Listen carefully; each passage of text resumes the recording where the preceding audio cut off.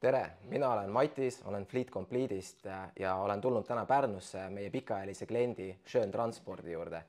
Minuga istub koos Rene. Rene, räägi paari sõnaga võib-olla oma ettevõttest ja kes sa ise oled?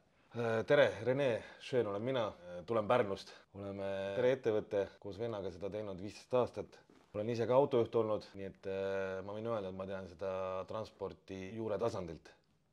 15 aastat transpordiäris olla, et see on ju päris muljetavaldav. Et ma hakkasin siin mõtlema, et meie teenust oled sa ju kasutanud sellest 12 aastat. Kui sa nüüd mõtled natukene ajast tagasi, et kuidas need esimesed 3 aastat siis olid võrreldes nüüd sellega, et kus meie oleme appi tulnud oma lahendusega? Nagu Ott kosmoses. Pidevalt oli see, iga hommik pidid autojuhid mulle raporteerima oma olukorrast, kus kohas nad on, millal liikuma hakkavad, kui pikk paus oli ja nii edasi. 12 aastat tagasi tõenäoliselt see täppkaardil oli see esimene valu lahendamine, et ei pidanud juhtidega igapäevaselt sõnumineerima. Täna see täppkaardil on nii standard, et võib-olla selle peale iga päev enam ei mõtlegi, et kas oskad välja tuua mõned sellised punktid, mida täna siis pingsamalt jälgitakse? Kindlasti taho allalaadimine, see on oluliselt lihtsamaks läinud, et ei pea siin selle aparaadi ja juhtmega jooksma sinna autost autosse. Vaatan vahemaid näiteks, on väga lihtne ja kiirelt saan sealt järgi vaadata, mis need kilometraažid on. Samas ka oleme jaganud oma kundedele auto jälgimist, kui nad tahavad näha oma koorma liikumist. Ma näen ära auto mootori tühikäigud, selles siis anda siis tagasiside autojuhtidele, siis ma näen ära sealt sõiduki kiirus. Meie jaoks on seatud siis nagu 85 peale, kui seal autojuht ületab, seal tuleb mulle info ja tuleb autojuhile telefoni peale info, et võta kiirus maha. Teades, et transpordiettevõtte 1/3 kogu kulust moodustab kütus, et kas olete mingisuguseid meetmeid ka kasutusele võtnud, et seda kütusekulud paremini kontrollida? Jaa, meil on lisaks seadmele ka pandud igale paagile kütusevardad ja näha kütusetaset, hetketaset. Kui on kütusetaseme järsk muutus, see info tuleb ka meile nii sõnumina kui emaili teel. Lisaks vaatame raportitest ka keskmist kütusekulu. Kui kütusekulu on suur, siis hakkan otsima seda kohta nüüd, et miks see kulu suur on. Seal tühikäik on palju kasutatud, kas on seal põhjagaasiga sõidetud, eiratud seda informatsiooni, mis tuleb sõnumina autojuhile, et võta kiirus maha. Ma hakkan seda kõike vaatama. Me oleme siis oma klientide kogemuste põhjal ka märganud, et jõudeaeg on üks asi, mis on probleem, et eriti kui autojuht läheb kaupa laadima või maha laadima, et siis ta millegipärast armastab mootorit tööle jätta. Ja me teame ka seda, et rekka tegelikult tunnis keskmiselt võtab 3 liitrit diislit. Ja oma näidetel oleme ka näinud, et ühes rekkapargis on rekkaid, mis teevad siis keskmiselt 40 kuni 120 tundi jõudeaega ühe rekka kohta, mis rahalises vääringus on ju rekka kohta seal kuni 500 eurot kuus isegi. Kuidas te täna seda jõudeaega jälgite või kuidas te sellele reageerite?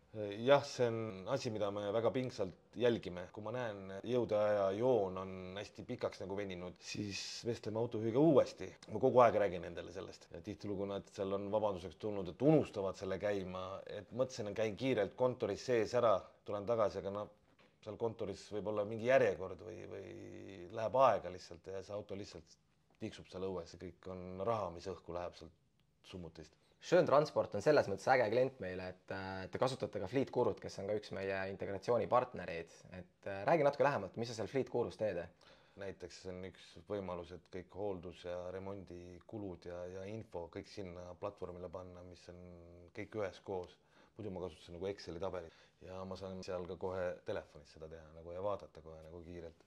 Sealt tulevad teavitused läänevast hooldusest, ülevaatusest, rehvivahetusest, kogu info on mul selle ühe platvormi peal. Ei pea ise nagu meeles pidama või kuskilt näpuga järgi lugema nagu. Fleet Guru äpid on meil pandud iga auto töötelefonisse. Näiteks kui autojuht võtab auto vastu, teeb nii-öelda checklist ära, mis meil on sinna lisatud ja auto inventuuri kohta. Näiteks rehvide olukord, tulekustutit, ADR-i varustus, kõik muu. Ja veel nad vaatavad puuduste kohta, kui nad avastavad midagi. Näiteks seal on mingi mõlk või mingi kriim. Teevad selle kohta märkuse ja foto. Salvestavad üles sinna Fleet Guru äppi ja see jõuab automaatselt minu platvormi peale. On hea järge pidada.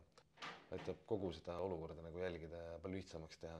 Ehk siis tegelikult sa digitaliseerisid oma 10 erinevat Excelit ühte pilvepõhisesse platvormi. Täpselt, jah. Kas meie tarkvara kasutamine on pigem selline rutiinne tegevus täna või on see pigem selline, et noh, ma korra nädalas vaatan mingit raportit? See on tegelikult esimene asi, mis ma teen, kui kontorisse tulen, et teen Fleet Complete'i teen kohe lahti, ma vaatan üle, kus kohas mu autod asetsevad, kellel mootor töötab, kellel ei tööta, vaatan kohe üle tühikäigud, põhjus on, kohe saadan sõnumi, kui kellelgi on seal vähe pikalt tiksunud on see mootor, siis kui on eelmisest päevast on pingeline, õhtupoolik on olnud, et auto oleks pidanud kuskile jõudma, siis esimene asi, ma vaatan, kas see auto on sinna kohale jõudnud. Lisaks sellele mul on hea ka nagu ummikuid vaadata. See Saksamaa nagu Staumacherid on seal. Ma tean ette autojuhti hoiatada, et liigud 2, 3, 5 kilomeetrisele liiklusummikule, et otsime teise võimaluse. Ja tänu nendele süsteemidele saame oma klientidele pakkuda paremaid ja kiiremaid lahendusi. Ma väga soovin tänada sind, et sa leidsid aega meid vastu võtta ja meiega selle intervjuu teha, et väga huvitav oli ja aitäh sulle. Aitäh sulle ka.